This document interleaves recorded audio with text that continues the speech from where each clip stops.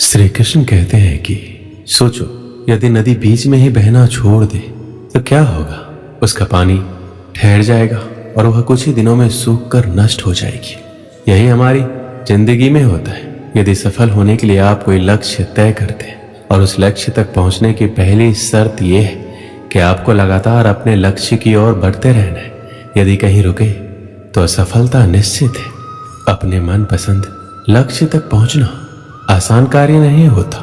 यदि आसान होता तो आज दुनिया के सभी लोग सफल होते।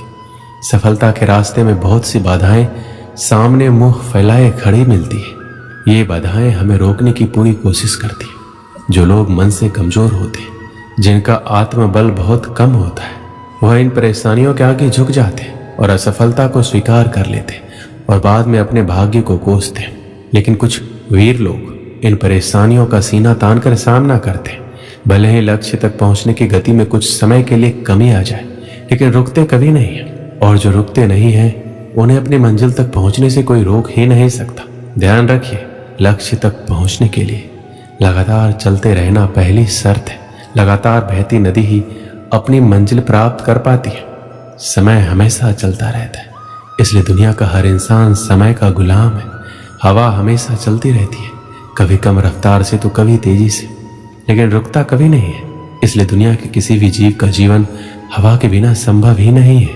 संपूर्ण ब्रह्मांड, जिसमें अरबों गैलेक्सी, खरबों तारे और अनगिनत ग्रह सभी चलते हैं, कभी रुकते नहीं है। प्रकृति का नियम है, जो रुक गया उसका असफल होना या नष्ट होना तय है। यदि आप अपने लक्ष्य को प्राप्त करना चाहते हैं तो आज से ही अपनी कमर कस लीजिए और खुद से वादा कीजिए कि रुकना कभी नहीं है।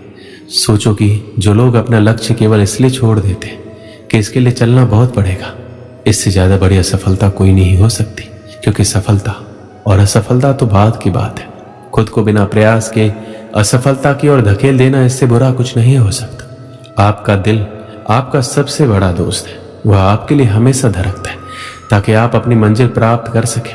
आपके शरीर के खून की हर एक बूंद हमेशा चलती रहती है, कभी नहीं रुकती।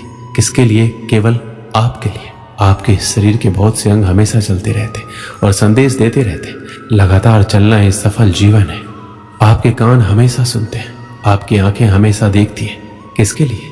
केवल और केवल आपके लिए, ताकि आप सफलता की ओर हमेशा बिना रुके बढ़ते रहे। श्री कृष्ण कहते हैं, सबसे पहले ये जान लेना जरूरी है कि दुनिया में कोई भी व्यक्ति अकेले के दम पर कोई सफलता प्राप्त नहीं कर सकता। यदि किसी व्यक्ति को सफलता मिली है, फिर चाहे वो खुद की सफलता हो, लेकिन उस व्यक्ति के सफलता के पीछे बहुत से लोगों का हाथ होता है। वो चाहे उसके परिवार का हो, उसके रिलेटिव या कोई अनजान व्यक्ति हो। प्रकृति का यह नियम है कि जिस व्यक्ति ने जितनी बड़ी सफलता हासिल की है, उसके पीछे उतने ही ज्यादा लोग उसकी सहायता कर रहे थे, और जितनी छोटी सफलता हासिल की है, उसके पीछे उतने ही कम लोग उसकी सहायता कर रहे थे। जीवन में हर कोई सफलता पाना चाहता है, लेकिन सफलता पाने के लिए व्यक्ति में कुछ अच्छी आदतों का होना बहुत जरूरी है। व्यक्ति में कुछ आदतें ऐसी भी होती हैं जो आपके सफलता के रास्ते में आड़े आ सकती हैं। यदि आप भी पाना चाहते हैं जीवन में सफलता, तो इन 5 आदतों को आज ही छोड़ें। पहली आदत है हर काम में परफेक्ट होने की चाहत। जो लोग जीवन में असफल होते हैं, ये अपने मन मुताबिक काम नहीं करते। उनकी सोच ये होती है कि जब तक हम परफेक्ट नहीं हो जाते, तब तक ये काम हम शुरू नहीं करेंगे। इसके विपरीत जो लोग सफल होते हैं, वो कभी भी पूर्णता के पीछे नहीं भागते। वो काम करते करते परफेक्ट हो जाते हैं। आपने कई लोगों को कहते सुना होगा कि हमेशा अपने गोल पर फोकस करो, लेकिन क्या सिर्फ गोल पर फोकस करने से आप सफल हो पाएंगे? यदि आप जीवन में सफल होना चाहते हैं, तो आपको सिर्फ गोल पर फोकस करने की अपनी आदत को छोड़ना होगा। एक बार गोल डिसाइड करने के बाद आपको अपने गोल तक पहुंचने के लिए उसके कार्य योजना पर भी काम करना होगा। जब आप कार्य योजना पर सही तरीके से काम करते हैं, तो आप अपने गोल तक पहुंचने में सफल हो पाएंगे। कई लोग अपना मनपसंद काम इसलिए शुरू नहीं कर पाते क्योंकि उन्हें असफलता का डर होता है। लोग अधिकतर ये सोचकर शुरुआत ही नहीं कर पाते, यदि हम असफल हो गए तो लोग क्या कहेंगे। हम कभी भी किसी काम में सीधे सफल नहीं हो सकते। यदि हम असफलता के डर से नया काम करना शुरू ही नहीं करेंगे, तो कभी सफलता का स्वाद चख नहीं पाएंगे।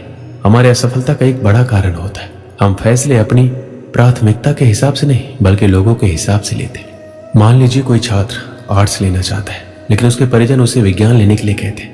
कारण सिर्फ एक है, लोग क्या कहेंगे। यदि आप जीवन में सफलता प्राप्त करना चाहते हैं, तो लोगों के हिसाब से नहीं, अपने गोल के हिसाब से फैसले लीजिए। लोग कई बार भावनाओं में बहकर निर्णय लेते या काम करते, ऐसे में उनके असफल होने की संभावना ज़्यादा होती। यदि हम अपने जीवन में सफल होना चाहते हैं तो कभी भी भावनाओं में बहकर निर्णय मत लीजिए। यदि आप भावनाओं के आवेश में और आपको निर्णय लेना पड़ रहा है तो ऐसे में निर्णय मत लीजिए। निर्णय तभी लेना चाहिए जब आप पूरी तरह से स्थिर हैं। इस परिस्थिति में आप उस पर तुरंत विचार कर सकते हैं और आपके सफल होने की संभावना बढ़ जाती है। सफल व्यक्ति दृढ़ता से सपनों पर डटे रहते। जिन लोगों ने भी सफलता पाई है और वह जहां पर भी है वह महज इत्तेफाक नहीं, उन्होंने एड़ी से लेकर चोटी तक का जोर लगाया और अपने सपनों को पाने की जिद पर डटे रहे। हर उस चीज का अभ्यास किया है जो अपने सपनों तक पहुंचने के लिए जरूरी है। अपने फौलादी इरादों, चट्टानों से धैर्य और कड़ी मेहनत से उन्होंने अपने सपनों को हकीकत में बदला है। आपके सपने भी आपका इंतजार कर रहे हैं, उन्हें पूरा करें, समय बर्बाद ना करें। एक भिखारी रेलवे स्टेशन पर रहता था। वह रोज ट्रेन में चढ़ता और एक स्टेशन से दूसरे स्टेशन तक जाता था। रास्ते में वह ट्रेन में बैठे यात्रियों से भीख मांगता। कभी उसे पैसे मिलते, कभी नहीं मिलते थे। उसकी जिंदगी इसी ट्रेन में इधर उधर आते जाते और भीख मांगते गुजर रही थी। एक दिन वह रोज की तरह ट्रेन में चढ़ा, उसमें बैठे यात्रियों से भीख मांगने लगा। वह एक कंपार्टमेंट से दूसरे कंपार्टमेंट में घूम रहा था। तभी एक कंपार्टमेंट की कोने की सीट पर उसे सूट बूट पहना एक व्यक्ति दिखाई पड़ा। वह व्यक्ति काफी अमीर लग रहा था। भिखारी ने सोचा कि इस मालदार आदमी से ज्यादा भीख मिलने की गुंजाइश है। वह उसके पास पहुंचा और पैसे मांगने लगा। सूट बूट पहने व्यक्ति ने उसे पैसे देने से इनकार कर दिया, लेकिन भिखारी डटा रहा, उसके पीछे पड़ गया। भिखारी की इस हरकत पर उस व्यक्ति को गुस्सा आ गया। गुस्से में वह बोला, बड़े अजीब हो, मैं तुम्हें पैसे देने से मना कर रहा हूँ और तुम मेरे पीछे पड़ गए। चलो ठीक है, मैंने तुम्हें पैसे दे भी दिए, तो ये बताओ कि बदले में तुम मुझे क्या दोगे। ये सुनकर भिखारी सोच में पड़ गया। कुछ देर सोचने के बाद बोला, साहब मैं आपको क्या दे सकता हूँ, मैं तो एक भिखारी हूँ, लोगों से मांग मांग कर अपना पेट भरता हूँ, किसी को कुछ देने की मेरी औकात ही नहीं है। जब किसी को कुछ दे नहीं सकते तो मांगा भी मत करो। सूट बूट पहने व्यक्ति ने भिखारी से कहा और उठकर वहां से चला गया। उस दिन भिखारी जब ट्रेन से उतरा तो सोचने लगा, मैं लोगों को क्या दे सकता हूँ। नजर इधर उधर दौड़ाने पर उसे फूलों से लदे कुछ पौधे दिखाई पड़े। उसने सोचा जब कोई मुझे भीख देगा तो बदले में मैं उसे एक फूल दे दिया करूंगा। उस दिन के बाद वह अपने साथ एक झोले में फूल रखने लगा। जब भी कोई उसे भीख देता वह झोले में से निकाल कर एक फूल उसे दे देता। भीख देने वाला यह देखकर खुश हो जाता। भिखारी को भी ये बड़ा अच्छा लगता। एक दिन ट्रेन में भिखारी को वही सूट बूट वाला आदमी फिर से दिखाई पड़ा। भिखारी उसके पास गया और बोला, साहब आपके पास मेरे पास आपको देने के लिए कुछ है, आप मुझे कुछ पैसे दे दो। उस व्यक्ति ने अपनी जेब से कुछ पैसे निकाले और भिखारी को दे दिए।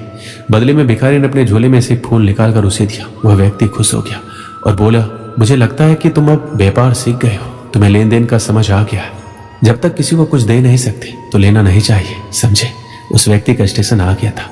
वह ट्रेन से उतरकर चला गया, लेकिन उसकी कही बात भिखारी के दिमाग में घर कर गई। वह ट्रेन से उतरा तो प्लेटफॉर्म पर खड़े होकर जोर जोर से चिल्लाने लगा, मैं भिखारी नहीं व्यापारी हूँ, अब मैं भी सूट बूट पहनकर घूमूंगा, मेरे पास भी ढेर सारे पैसे होंगे। लोगों ने उसे ऐसे चिल्लाते देखा तो सोचा भिखारी पागल हो गया।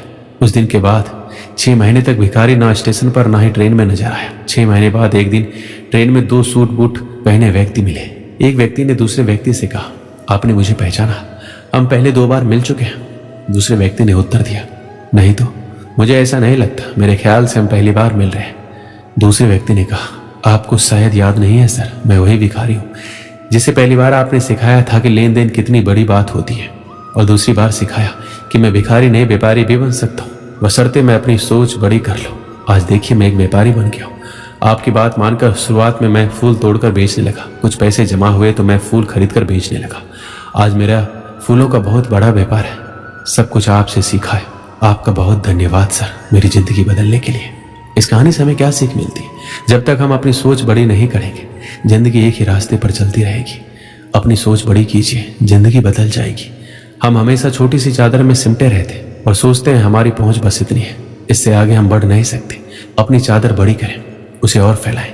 जीवन में तरक्की आपका इंतजार कर रही है, बस जरूरत है बड़ी सोच के साथ कड़ी मेहनत की। सफलता आपके कदम चूमेगी।